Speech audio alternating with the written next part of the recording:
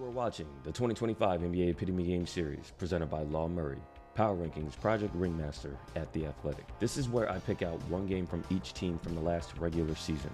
I am putting the spotlight on the biggest weakness of the 14 teams that missed the playoffs and the biggest strength of the 16 playoff teams from the regular season.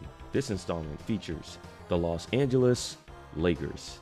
The Lakers took quite a path to 50 wins in J.J. Redick's first season coaching the team. D'Angelo Russell was benched and eventually traded. LeBron James turned 40. Anthony Davis was injured in January and then traded for Luka Doncic. The Lakers had by far the least impressive point differential of the 9 teams that won 50 games last season, and they wound up being the only one of those 9 teams that failed to win multiple playoff games. For the 4th time in 5 seasons, the Lakers did not win a playoff series, getting gentlemen swept by a Timberwolves team that Doncic beat the year before.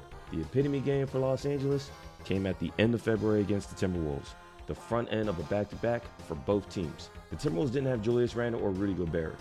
The Lakers had perhaps a friendly whistle. First quarter, Luka Doncic playing out of a ball screen from Dorian Finney-Smith. He's got Jalen Clark on him, and when you have that kind of size and skill and guile, you can do this in the mid-range. You can't touch a man who's on the cover of Men's Health, Jalen Clark. It's an and one for Luka Doncic. He was the only Laker to get free throws in the first quarter. That wasn't the case the rest of the game. Now, LeBron James, his free throw attempts were way down this year, but he's still LeBron James. Again, at that size, at that skill, if you're going to be in rotation, he's going to take advantage and he's going to earn himself free throws. A guy that attempted more free throws per game than even LeBron James, Austin Reeves. And this is a typical situation. Austin Reeves told you that he's a foul merchant. He studied those guys. Late in the clock, Mike Conley's hands in the wrong place. That's one of 2 fouls that Austin Reeves drew shooting a three-pointer. And then finally, the Lakers, not a good second half team. So a 23-point lead got down to 3, even with Anthony Edwards ejected. But Luka Doncic, again, ability to get to the paint at that size with that skill, another and one, even though he didn't make the free throw.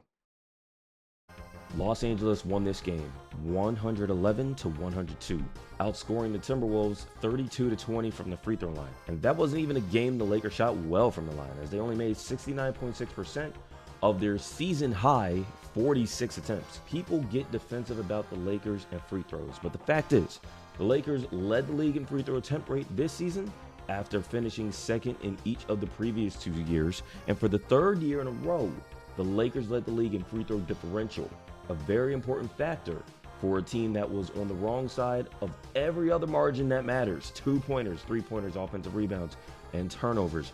The free throw line is and has been the great equalizer for the Lakers. And Luka Doncic is here and signed long-term now, so that will be the case for years to come. DeAndre Ayton is also here to remind Luka that he was the #1 pick. Jake LaRavia replaces Dorian Finney-Smith, while Marcus Smart is the latest former Celtic to sign with the Lakers. And I guess LeBron James is still here too for the last year of his deal. I'm sure it will be a drama-free season.